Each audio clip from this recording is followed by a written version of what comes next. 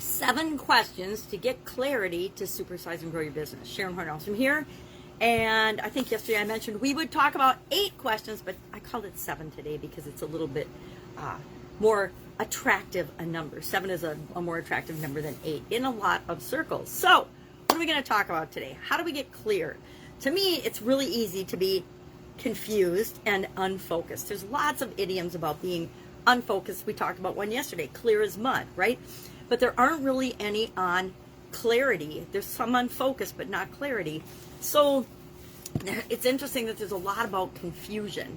You know, it's easy to be confused, especially in different areas and aspects of our business. But one of the places we can absolutely really mess ourselves up is if we're not clear on the 7 questions that I'm going to share with you in a minute. But what are some ways to be confused? What are some idioms about being confused? I'm going to grab my magnifying glass because I looked a couple up this morning. Clear as mud, of course, means confusion. It doesn't mean that we're clear. It doesn't mean that we're communicating in a way that other people can relate to and understand. To be all Greek to someone, I love that one as well. I remember growing up and my mom would say, well, that's Greek to me, meaning I don't understand what you're talking about at all. Can you explain it to me in another way? To be mixed up or to mix something up is a sign of confusion, which is the opposite of clarity and focus. To snatch one's head or head scratching. Oh, to scratch one's head or head scratching. To not be clear on something. To mess with someone's head. Has anyone ever messed with your head?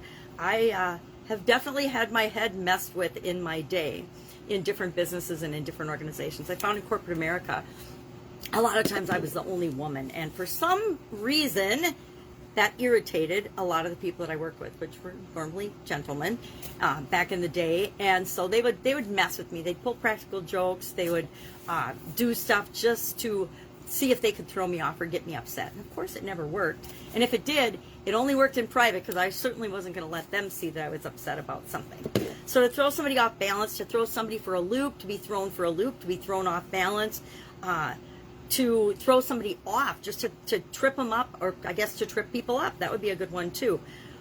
Those are all examples of idioms that describe confusion. So we want the opposite of confusion. Number one, no one is going to be more clear on our business than we are. And so we need to set the example and answer these questions for ourselves. And it's tempting to answer them once and then forget about them, just set it and forget it. But it's like so many other things in our life. We need to continually improve and always be evaluating and evolving and changing as things around us change. So what are these clarifying questions that we should ask ourselves? Number one, who is your customer? Who is going to be interacting with you? Who do you want to be in business with? Who do you want to serve? Who do you want to help? Who do you want to solve problems for? Absolutely the starting point of everything. Number two, what makes you different than other people that want to do something similar to what you're doing? So if you're an accountant, what makes you the best accountant for the people that you want to serve? What makes you different? Number three, how do others see you? And this one's kind of hard. It's hard to know how other people see us unless we ask or look for or seek out feedback. Number four, what are your strengths and what are your weaknesses? We want to be clear with ourselves and honest with ourselves in terms of, well, what am I good at? And it's more, what do I love to do versus what do I not love to do? I was having this conversation with my son-in-law the other day, and he was talking about he doesn't let people know that he's good at things that he doesn't like to do. And I said, that's absolutely perfect. He said, because otherwise they'll expect me to do it all the time, and there are things I don't like to do. So he holds back sometimes, and he's really good at certain parts and aspects of his job, but he dislikes doing those things, so he just kind of keeps it a secret or keeps it to himself that he's proficient and awesome at those things. Because he's awesome at all kinds of things, but he'd rather do the things he's great at and awesome at and do more of those and less of the things that he's good at and awesome at, but he doesn't love doing. And I think we need to do the same with ourselves. We need to know, what are our strengths? What are our weaknesses? What are our likes? What are our dislikes? What really gets our bell ringing and we love doing? Number five, where do you want to be in 5 years? Now this one is a goodie, an oldie, but these are all good and old questions, right? I'm sure you've heard these before. I just like that when we put them together, they give us a clear picture of where we want to go. So, you know, where do you want to be in 5 years, 10 years, 15 years, 20 years? I think I first did this with probably Tony Robbins in the 70s, maybe the late 70s. Boy, oh boy, that was a long time ago. But he, of course, learned these things from Jim Rohn and his teachers and mentors, and from reading and learning and growing, and continues to share the knowledge and wisdom that he's gained with us throughout the world. And we have to ask ourselves, where do we want to be in 5 years from now? Because if we don't ask ourselves and have a future vision, we're just going to keep rolling and running in place like on that hamster wheel or on, I say, my exercise bike, because I ride and ride and ride and ride thousands of miles, but I don't ever get anywhere but in my exercise room, right? Number 6, what's your big why?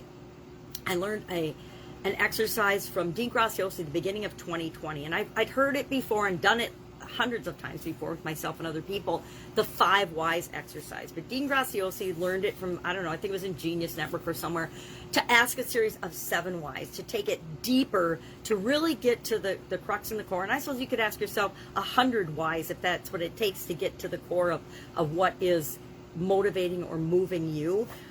But know, what is your big why? Why do you even want to have a business? What are you in business for? What's most important to you? What are your priorities? Number 7, what do you really want? I mean, what do you really, really want? And how much money do you want to make?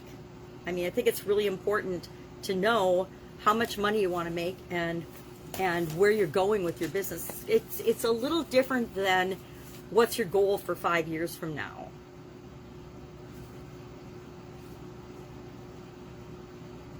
Oh, what do you really want and how much do you want to make are separate questions. So that's how we get to the 8. I combined those because I wanted to get to 7 for this. But what do you really want and how much money do you want to make? They're 2 different questions. Now, these are great questions, and I actually started a new notebook so that I would remind myself to ask myself these things regularly, because things change all the time in our business and in our lives.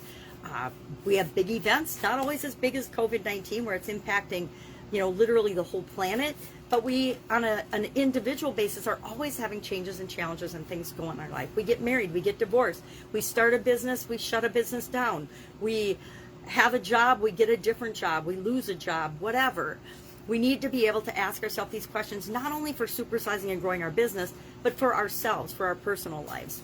So I'd be curious, do you have a series of questions like this that you ask yourself on some frequency? I do this every year. Maybe you do it every year. Maybe you do it every quarter. And it doesn't have to be that you start a notebook and you write a whole bunch of answers to it. But every once in a while, at least, once every couple of years, I want to actually sit down and reevaluate and ask myself these questions. I challenge you to do the same. Curious, what do you do to get clarity, to make sure that you're clear and consistent and concise and communicating to people what it is that you need them to know to help them bring your vision of the business that you're growing to life? Share that in the comments below. Otherwise, I'll be with you tomorrow with another interesting idiom. What does it mean? Where does it come from? How can you use it to grow and build your business? Or maybe even use it in different areas and aspects of your life. Remember, on the Supersize Your Business page, we've got about 1,000 of these idioms, what they mean, where they came from, and how you can apply them to your business and growing your business. If you have any questions, or if there's an idiom that you have a burning desire to know what it means and where it came from, hit me up in the comments below. Otherwise, I will be with you tomorrow. Have an awesome day.